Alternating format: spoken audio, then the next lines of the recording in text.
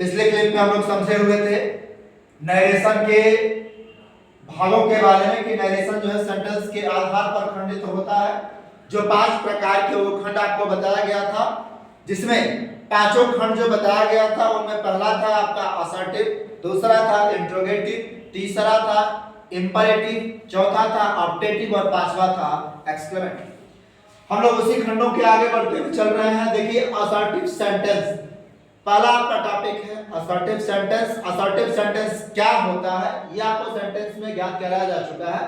Narration के direct speech के वाक्यों को बनाने के लिए असर्टिव सेंटेंस के आधार पर यदि रहता हो तो कौन कौन से नियम लागू होते हैं उन्हीं के बारे में हमको इसमें जानना है। देखिए ये है आपका असर्टिव सेंटेंस। असर्टिव सेंटेंस में आपको 1 2 3 4 5 रूल जो है दिखाया गया है।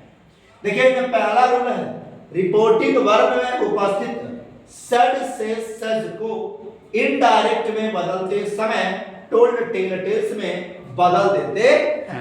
यानी कि डायरेक्ट स्पीच के वाक्य को जब इनडायरेक्ट में बदलेंगे तो उस समय उसमें रिपोर्टिंग वर्ब में आए हुए सड से सज को टोल्ड टेल टेल्स में बदला जाएगा। सड बदलता है टोल्ड के साथ, से बदलता है टेल के साथ और सज बदलता है टेल्स के साथ।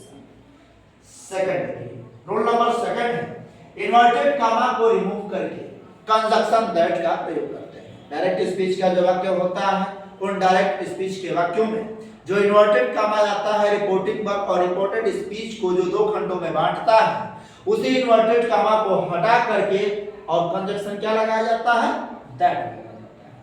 Rule number third reporting verb में यदि सड से सज के बाद कोई ऑब्जेक्ट उपस्थित न रहे तो सड से सज को टोल्ड टेल टेल्स में नहीं बदला जाता है। अर्थात यदि कोई आपका डायरेक्ट स्पीच का वाक्य है और उसमें रिपोर्टिंग वर्ब में सेड हो, से हो, सेज हो, यदि उसके बाद ऑब्जेक्ट उपस्थित कोई भी न रहता हो तो उस समय उस सड से सज को टोल्ड टेल टेल्स में नहीं बदला जाता है।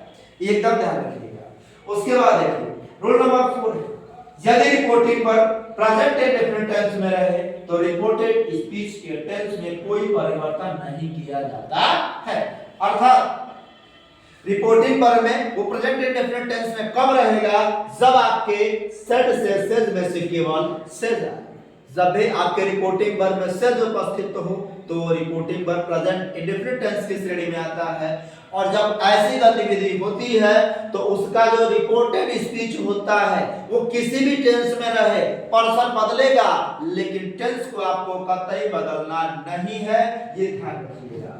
पांचवा रूल है रिपोर्टेड स्पीच के टेंस का परिवर्तन नियमानुसार करते हैं। अर्थात आपको बताया गया है टेंस बदलने के लिए चेंज इनटू टेंस में कि डायरेक्ट से इनडायरेक्ट जब बनाया जाता है तो रिपोर्टेड स्पीच को टेंस जो आता है उनमें कौन सा टेंस किस टेंस से बदलता है ये सारी चीजों का ज्ञान आपको दे दिया गया है। आपको इसके बारे में पूरी तरह से पढ़वा लिखा करके कंप्लीट करा दिया गया है।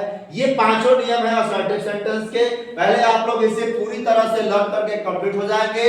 उसके बाद जो है आपको आगे इसके एग्जांपल अगले वीडियो में दिखाया जाएगा या आगे इसके बारे में जो है पढ़ाया जाएगा। इसमें किसी को डाउट